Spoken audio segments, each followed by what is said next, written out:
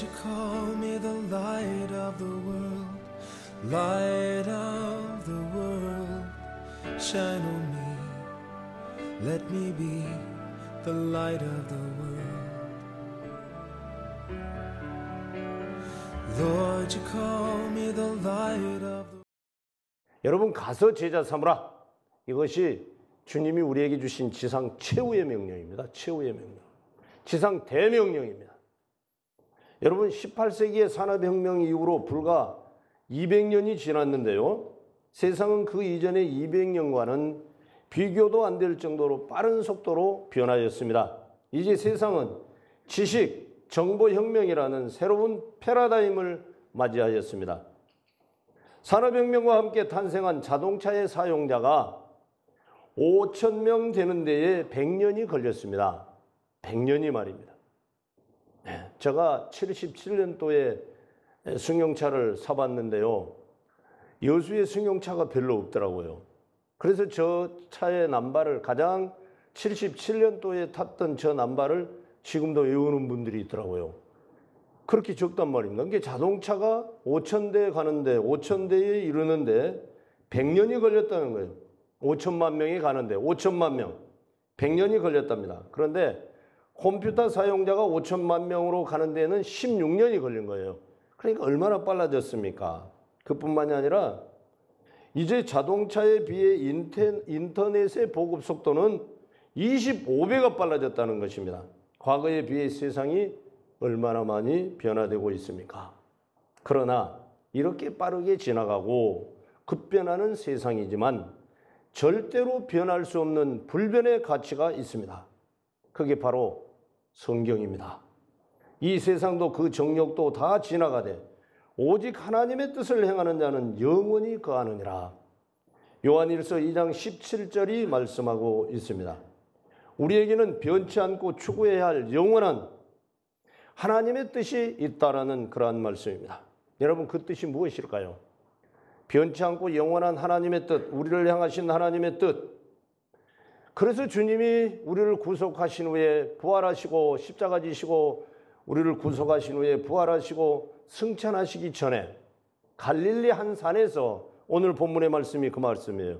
16절, 11 제자가 갈릴리에 가서 예수께서 지시하신 산에 이르러, 갈릴리 한 산에 이르러, 이제 우리를 구속해 주신 그분이 지상 최후의 명령을 하는 거예요. 네. 가서 제자 좀 삼아주라고. 가서 제자를 좀 삼아주라고. 여러분, 왜 이단 사설에 빠지는 줄 아십니까? 구원의 확신이 정확하지 못하기 때문입니다. 구원이 여기 있다 저기 있다 하니까 여기 가고 저기 가는 것입니다. 구원의 확신이 정확하면은 여러분, 빠질 수가 없는 것입니다. 구원의 확신이 없기 때문에 그러는 거예요. 구원의 확신이 없기 때문에. 계시록 7장에서 입맞은 하나님의 종들은, 우리 하나님의 입맞은 종들은 14만 4천은 구원을 백성의 총수가 아니고 능력의 인을 맞아 두 증인의 사역을 감당한 능력의 종들이란 말입니다. 그들이 왜 능력의 인을 맞습니까? 여러분, 구원의 인은 성령께서 우리의 심령에 치시는 거예요. 그러면 계시록 7장에서 말하는 14만 4천의 인은 천사가 치지 않습니까? 천사가 말입니다. 그리고 이마에 치지 않습니까? 이마라고 딱 명시했지 않습니까? 그런데 그게 구원받을 총수입니까? 영생 불사한다면서 매일 죽어서 초상치고 있습니까? 그러면서도 영생 불사하는 겁니까? 히브리서 11장 7절, 9장 27절은 사람은 한 번 죽는 것은 정하신 것이요, 성경이 우리 사람은 태어나면 반드시 죽는다고 진리로 선포를 해놨습니다. 그런데 안 죽습니까? 안 죽습니까? 반드시 죽습니다. 성경이 진리로 선포를 했습니다. 죽는 것은 정한 것이요, 한 번 죽는 것은 정한 것이랍니다. 사후에는 심판이 있답니다. 안 죽습니까? 죽습니다. 반드시 죽습니다. 그게 성경의 진리입니다. 안 죽는다고요? 죽습니다. 그러면서 왜 계속 초상칩니까? 왜 계속 그들이 초상치고 있습니까? 그러면서도 안 죽습니까? 14만 4천이 차면은 천년왕국에 들어간다고 합니까? 14만 4천은 우리 하나님의 입맞은 종들이라 그랬습니다. 천사가 이마에 인치기까지 우리의 구원의 인은 하나님께서 우리를 구원을 계획하시고 예수님께서 십자가에서 우리의 구원을 집행하시고 성령 하나님께서 우리의 심령에 구원의 인을 치신 것이에요. 성령께서 치신 것이라고요. 그게 구원이라고요. 구원의 확신이 없으니까 성부, 성자, 성령 하나님 삼위일체 하나님을 잘 모르니까 믿지를 못하니까 이긴 자, 여러분 계시록 2장에서 이긴 자는 누구를 말하는가 하면 이제 하나님 앞에 온전히 회개하여 첫사랑을 회복한 자를 이긴 자라고 합니다. 그 다음에 이긴 자에게는 둘째 사망의 해를 받지 않게 해주시겠다고 약속해 주신 이긴 자는 누구를 말하는가 하면 열흘 동안 여러분 환난을 받게 되어 있는 열흘은 10일을 말하는 것이 아닌데 그 환난을 이긴 자를 이긴 자라고 하는 것입니다. 환난을 이긴 자가 둘째 사망의 해를 받지 않는다. 그게 뭔 말이냐면 지옥 가지 않는다는 말이에요. 지옥 가지 않는 자가 한 사람입니까? 그래 이긴 자입니까? 여러분 왜 이럽니까? 성부, 성자, 성령 하나님을 삼위일체 하나님을 제대로 배우지 못했고 제대로 믿지 못하니까 그런 거예요. 그것만 확실하다면 절대로 눈을 좌우로 돌리지 않아요. 그리고 구원의 확신만 구원이 확실하면은 절대로 눈 돌리지 않아요. 돌릴 수가 없어요. 돌리면 잘못된 거예요. 아니 돌릴 수가 없어요. 어느 누가 날 보고 그러더라고요. 어떻게 이럴 수가 있습니까? 그 수준에서는 안 넘어간다. 여러분 이긴 자입니까? 이긴 자는 여러분 반드시 계시록을 보면 거기 이긴 자는 무엇을 말하는가 하면요. 첫째 환란이 하나 있는데 첫 번째 화가 황충이 화예요. 황충이 화를 이긴 자를 말하는 거예요. 이긴 자. 그러니까 둘째 사망의 해를 받지 않는다는 거예요. 그럼 여러분 누가 이긴 자다고요? 그 한 사람입니까? 여러분 지금 시대가 어떤 시대입니까? 왜 교회들이 이긴 자가 누구인가도 모르고 심령의 인을 치는 성령의 인과 이마의 인을 치는 천사의 인도 구분을 못하고 그게 뭡니까? 계시록을 모르니까 그러는 거예요. 맨 교회가 불러해갖고 뭐 복받아라고 막 복받아라고 기복신앙으로 갖다 때려가지고 장로교 성도들을 전부 병들게 만들어버리고 절름발이를 만들어버렸어요.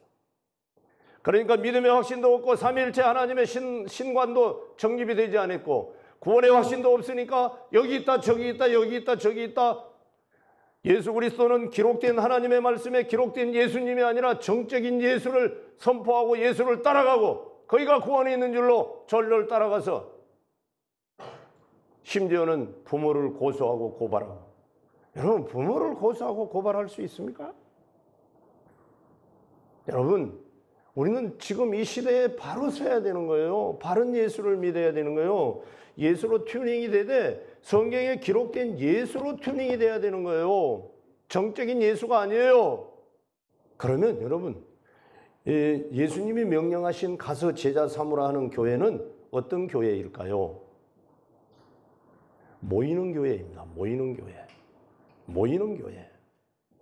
예수님은 모든 민족으로 제자를 삼아 아버지와 아들과 성령의 이름으로 세례를 베풀고라고 19절에서 말씀합니다.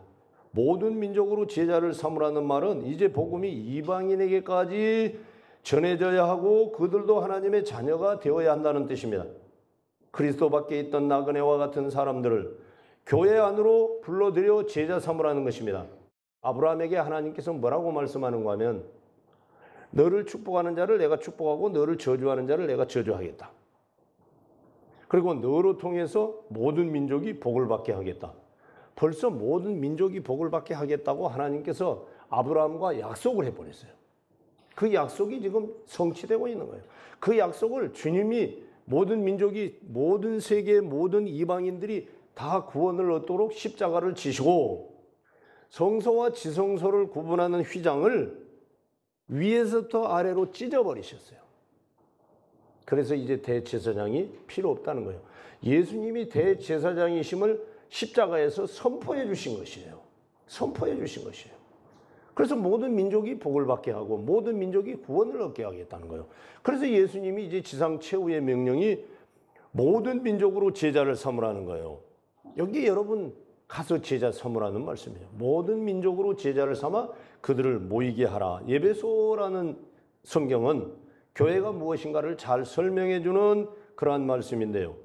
그러므로 이제부터 너희가 외인도 아니요 손도 아니요 오직 성도들과 동일한 시민이요 하나님의 권속이라. 에베소 2장 19절에서 그렇게 말씀합니다. 또한 아버지와 아들과 성령의 이름으로 세례를 주라 라고 명령하십니다. 에베소서에서는 교회가 무엇인가를 정확하게 말씀해 주는 그러한 성경이라 그러한 말입니다. 세례를 받는다는 것은 교회 회중의 일원이 되며 예수의 군병이 된 것입니다. 여러분, 성령님은 인격의 하나님이십니다. 인격의 하나님이시기 때문에 성령님은 여러분들을 만나 주십니다. 준비된 성도들에게, 갈구하는 성도들에게, 나를 위하여 희생하고 헌신하고 봉사하는 성도들에게 성령님이 만나 주신다는 말씀입니다. 여러분, 예수님을 만난다는 것이 무슨 말입니까? 성령님을 만난다는 것입니다. 여러분, 내가 가서 그를 너희에게 보내리라. 내가 가는 것이 너희에게 유익이다. 내가 가서 그를 너희에게 보내리라. 예수님의 영이신 성령님이 여러분들을 만나 주시는 거예요. 그때 여러분, 저와 여러분은 무엇을 얻게 되는가 하면 신수성가의 축복을 얻게 됨을 믿으시기를 주의 이름으로 축원합니다. 신수성가의 축복, 신수성가의 축복. 여러분, 신수성가의 축복을 받아야 진짜 제자예요. 그게 진짜 제자예요. 가서 제자를 삼아낼 수 있는 거예요. 그게 모이는 교회예요. 여러분, 교회라는 말이 무슨 말입니까? 에클레시아, 부름받은 성도들의 모임이에요. 여러분, 예수님 진짜 안 만나고 싶습니까? 가서 제자 삼으라 명하신 교회는 어떤 교회일까요? 양육하는 교회입니다. 양육. 말씀으로 가르치는. 여러분, 예수님의 사역을 보면 3대 사역이 나와요. 가르치시며 가르치는 거예요. 하나님 나라를 가르치는 거예요. 하나님 나라. 그 다음에 천국 복음을 전파하시며. 예수님은 천국으로 오셨고 예수님의 첫 번째 비로소 뭐라고 선포하시는가 하면 회개하라 천국이 가까이 왔느니라 그래버려요. 천국 복음을 증거하는 거예요. 천국으로 오셔서 천국을 주셨고 천국으로 살았고 이제 천국을 완성시켜 주시기 위하여 오시는 거예요. 천국 복음을 전파했어요. 그 다음에 각색 병든 자들을 고치시고 귀신을 쫓아냈어요. 그러니까 예수님의 사역에 보면 가르치는 사역, 간 데마다 가르치는 거예요. 간 데마다. 심지어는 회당에 가서 가르치셨어요.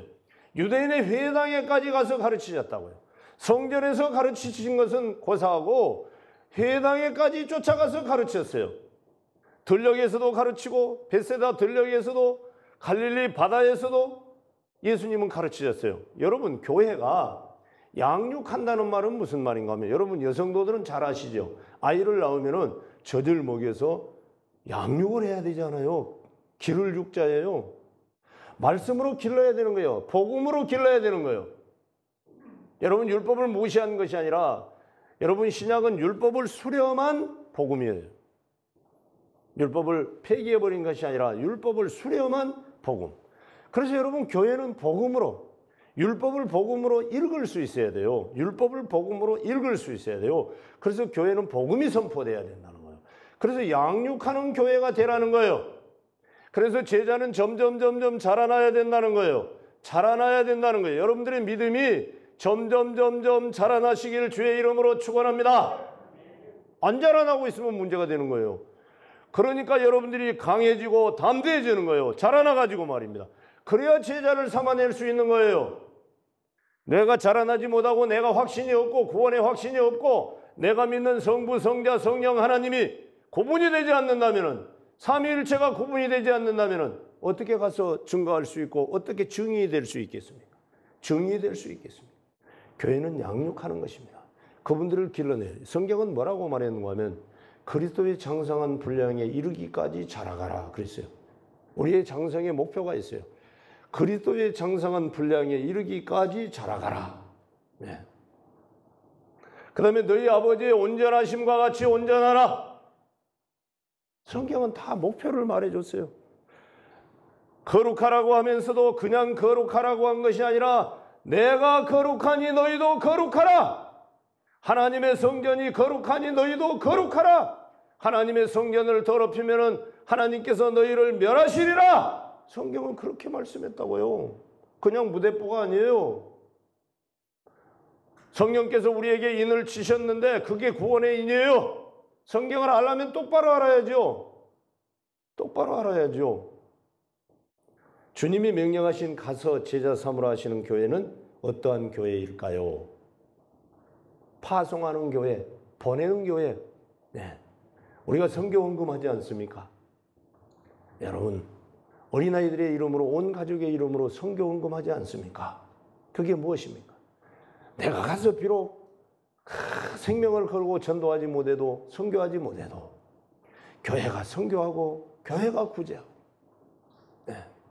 그 사명을 감당한다면 여러분 얼마나 기쁘시겠습니까? 그러므로 여러분, 보내는 교회, 파송하는 교회, 제자를 삼아서 그들을 제자로 내보내는 교회. 그래서 교회가 선교의 사명을 감당해야 되는 거예요. 선교의 사명을 감당하지 않으면 교회는요, 결론적으로 오래가면 자동적으로 문을 닫아요. 선교를 멀리하는 교회, 힘들다고 선교를 끊어버리는 교회, 잘못된 거예요. 교회가 힘들면 선교를 더 해야 하는 거예요. 더 해야 되는 거예요. 그래야 하나님께서 그 교회를 지키시고 인도하시는 교회예요. 그래서 가서 제자 삼아라 하는 교회는 파송하는 교회라고 하는 말입니다. 여러분, 이제 말씀을 정리하겠습니다. 예수님께서 승천하시면서 지상명령으로 주신 말씀, 교회 사역의 핵심을 잘 보여주시는 귀한 말씀입니다. 예수님께서 천국 사역의 확장을 위해 제자들을 부르시고 양육하신 후에 예수님이 마태복음 10장에 보면은 12제자를 파송합니다요. 그리고 70인을 또 파송합니다요. 그런데 보세요. 이제 파송하는 거예요. 불러서 가르치고 양육한 후에는 이제 보내는 거예요. 파송하는 교회예요. 파송하는 교회. 이게 바로 교회가 제자를 삼기 위한 목적이 무엇입니까? 왜 제자를 삼아야 합니까? 파송해야 되기 때문에 그러는 거예요. 파송, 보내야 되기 때문에. 교회가 여러분 제자를 삼고 그들을 양육하여 파송하는 교회, 이게 여러분 진정한 건강한 교회라고 하는 말이에요. 왜 예수님께서 볼지어다 내가 세상 끝날까지 너희와 항상 함께 있으리라.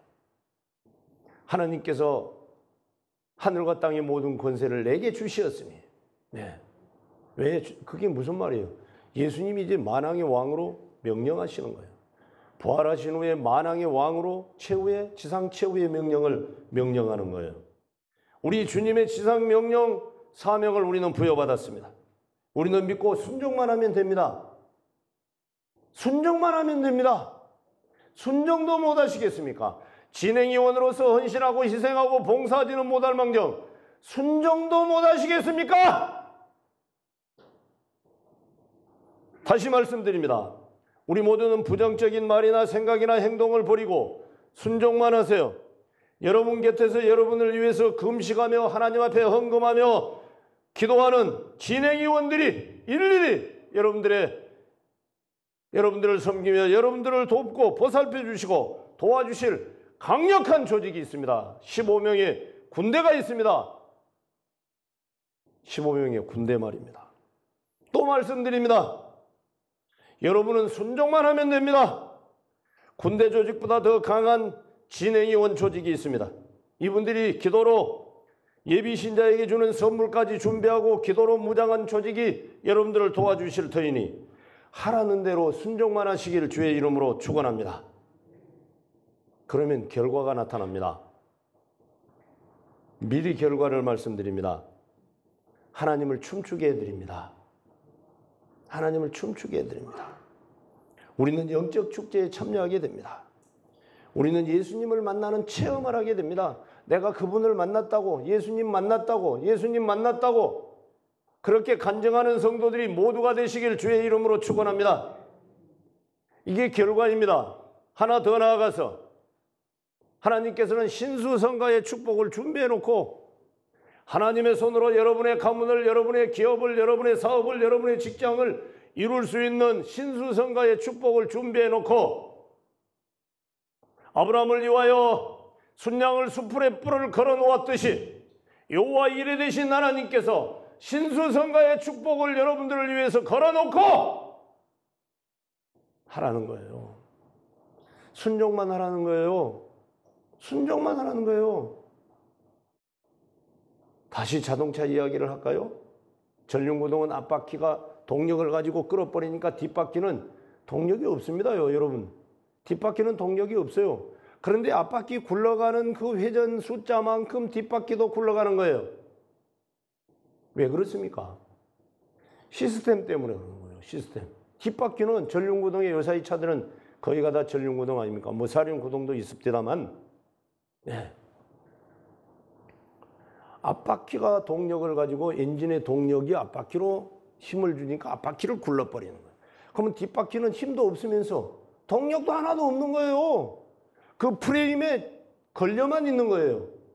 그런데 뒷바퀴가 앞바퀴처럼 계속 돌아가고 있는 거예요. 이게 시스템이에요. 순종만 하면 됩니다. 하나님께서 이제 신수성가의 축복을 걸어놓고 여러분들을 기다립니다. 순종만 하고 따라와라. 순종만 하고 따라와라. 순종만 하고 따라와라. 순종만 하고 따라와라. 너가 나를 위하여 희생하고 헌신하고 순종하느냐? 너의 일을 내가 감당하마 너의 자녀의 문제를, 너의 사업의 문제를, 너의 직장의 문제를, 너의 건강의 문제를, 양문교회의 문제를 내가 내 능력의 손으로, 창조주의 손으로 일으켜 주리라. 이 축복을 받아 누리시기를 주의 이름으로 축원합니다.